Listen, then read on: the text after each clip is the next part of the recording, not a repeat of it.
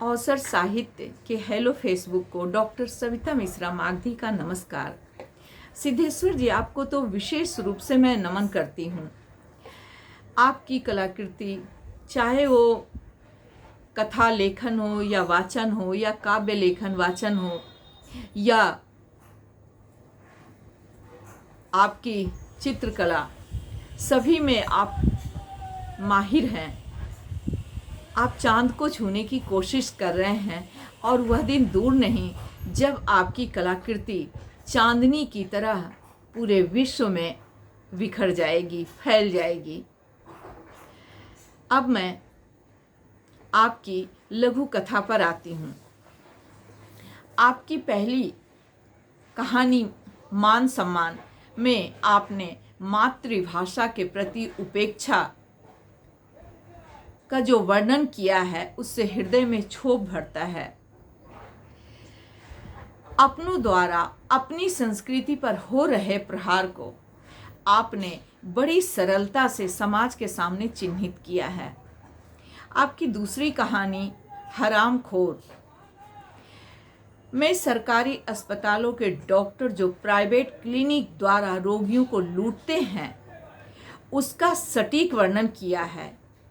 एक तो रोगी रोग से परेशान रहता है, उस पर डॉक्टरों द्वारा धन दोहन मन को पीड़ित करता है। सिद्धेश्वर जी की तीसरी कहानी अस्मत् खतरे में है। यह उन आधुनिक युवाओं के प्रति है जो समाज को खोखला कर रहे हैं। एक ओर तो वे माँ दुर्गा की प्रतिमा बैठाते हैं और वहीं दूसरी ओर उसी पंडाल के पीछे उन्हीं माँ के नाम से लिए गए चंदा से नशा कर एक निरीह औरत की इज्जत लूटते हैं।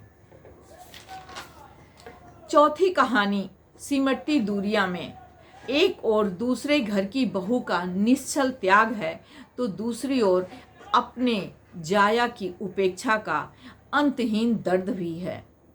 एक ओर कोरोना के भय द्वारा अपनत्व का सिमटना, तो दूसरी ओर कर्तव्य बोध द्वारा एक मिसाल कायम किया है आपने।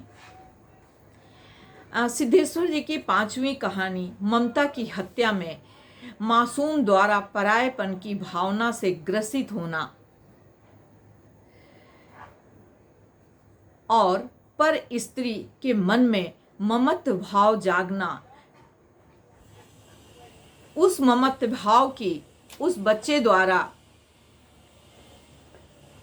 कोई स्नेह न मिलने से वही ममत्व गालियों में बदल जाती है। लेकिन यहाँ वह औरत गाली नहीं दे रही है, एक तरह से वह बच्चे को अपनी ओर खींचना